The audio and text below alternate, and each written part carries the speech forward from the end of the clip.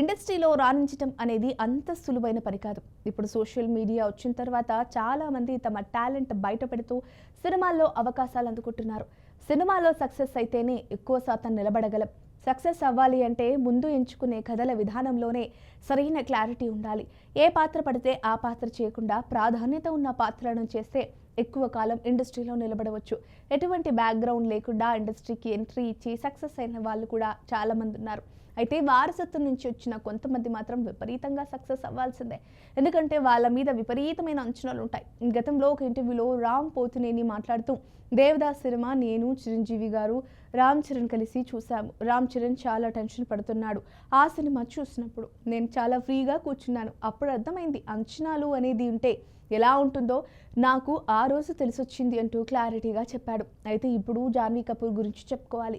ముందుగా నటి శ్రీదేవి గురించి కొత్తగా చెప్పాల్సిన అవసరం లేదు.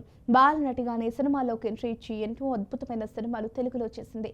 కేవలం తెలుగులో మాత్రమే కాకుండా బాలీవుడ్లో కూడా ఆమె సినిమాలు మంచి సక్సెస్ సాధించాయి. ఆ తర్వాత బోనీ కపూర్ను పెళ్లి చేసుకుంది శ్రీదేవి. శ్రీదేవి కూతురు జాన్వీ కపూర్ కూడా ఇప్పుడు సినిమాలో నటిస్తున్నారు. జాన్వీ కపూర్ హిందీలో కొన్ని సినిమాలు చేశారు. అవి ఊహించిన స్థాయిలో ఆకట్టుకోలేదు. లేడీ ఓరియంటెడ్ సినిమాలు చేసినా కూడా అవి పెద్దగా వర్కౌట్ కాలేదు. అయితే తెలుగులో ఎన్టీఆర్ సరసన నటించిన దేవర సినిమా బ్లాక్ బస్టర్ హిట్ అయింది. దేవర సినిమా సక్సెస్ అయింది. అటువంటి దాంట్లో ఎటువంటి సందేహం లేదు. కానీ జాన్వీ కపూర్కి రావాల్సినంత పేరు రాలేదు. ప్రస్తుతం రామ్ చరణ్ తేజ్ సరసన పెద్ది అనే సినిమాలో నటిస్తున్న సంగతి అందరికీ తెలిసిందే. బుచ్చిబాబు దర్శకత్వంలో వస్తున్న ఈ సినిమా మీద భారీ అంచనాలున్నాయి. అయితే గతంలో జాన్వీ కపూర్ మాట్లాడుతూ, ఈ సినిమాలో నా పాత్ర ప్రత్యేకంగా ఉంటుంది అని చెప్పారు. ఈ సినిమా రిలీజ్ అయిన తర్వాత ఎంత ప్రత్యేకమో తెలుస్తుంది.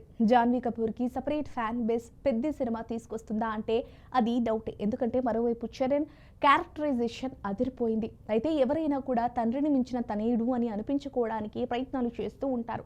కొంతమేరకు మెగాస్టార్ చిరంజీవి పేరుని నిలబెట్టారు రామ్ చరణ్. గతంలో సునీల్ కూడా మాట్లాడుతూ, మగధీర టైంలో మిమ్మల్ని దాటేశాడంటూ చెప్పారు. అయితే రామ్ చరణ్ రంగస్థలం సినిమాతో కూడా మంచి పేరు సంపాదించుకున్నాడు. ఇప్పుడు రామ్ చరణ్కు ప్రత్యేకమైన గుర్తింపు ఉంది.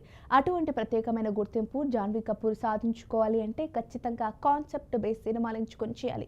అప్పుడే శ్రీదేవి అంతటి స్థాయిలో వెలగకపోయినా ఆ రేంజ్కి వచ్చే ప్రయత్నం మాత్రం జాన్వీ కపూర్ చేయాల్సి ఉంది. కథల విషయంలోనూ క్యారెక్టర్స్ విషయంలోనూ జాగ్రత్తలు తీసుకుంటే కొంతమేరకు సాధించవచ్చు. మరి ఈ వీడియో కనుక మీకు నచ్చినట్లయితే లైక్ చేయండి, షేర్ చేయండి, సబ్స్క్రైబ్ చేసుకోండి. మరిన్ని వీడియోల కోసం మా ఛానల్ని ఫాలో అవ్వండి.